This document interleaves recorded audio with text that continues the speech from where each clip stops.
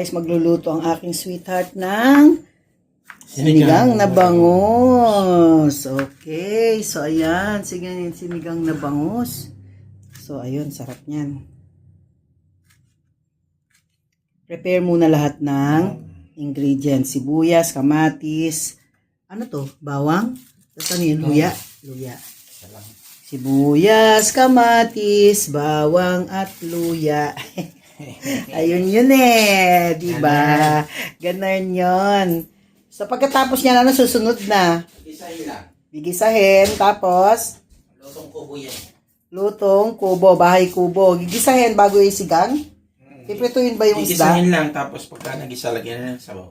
Ah, yung isda hindi naman prito. Ha? Hindi siya Hindi pinrito. siya prito. Ito po yung ating okra.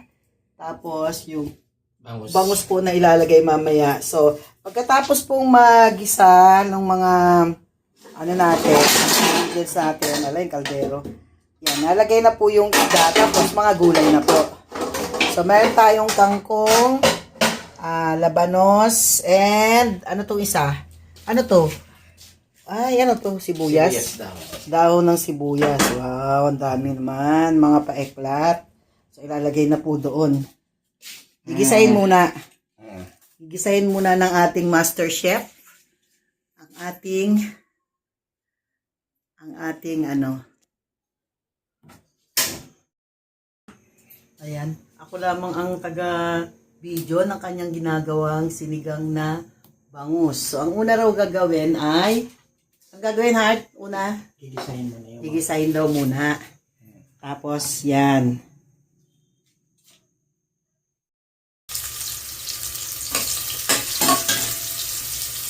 Ayun, gigisahin muna po yung lahat ng ating mga panggisa, sibuyas, bawang, kamatis, bawang at luya, and then, saka na po ilalagay yung isda. Sasabay na. Lalagyan ng sabaw. ito muna.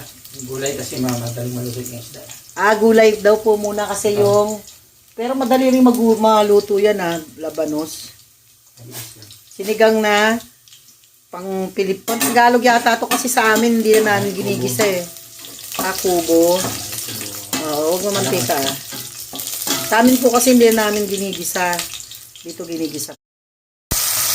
Ayun, ginigisa na po ang ating sinigang na mayroong pagkagisa. Ayan. Gigisahin na po ang ating pangbango. Pagkagisa, nilagyan na po ng sabaw. So, malaki po yung bangus natin, kaya lalagyan po natin siya ng marami-raming sabaw. And then, ano po susunod? Pag kumulo na po to, ilalagay na natin yung mga gulay o yung isda na. Sabay na to. Sasabay na po natin yung radish. oh wow, nice. Ang sarap-sarap naman talaga magluto ni Daddy. Ayan, malapit na maluto ang ating sinigang. Care of our best chef, Sir Edward Yonkens. Dance and food. Food. Ayan.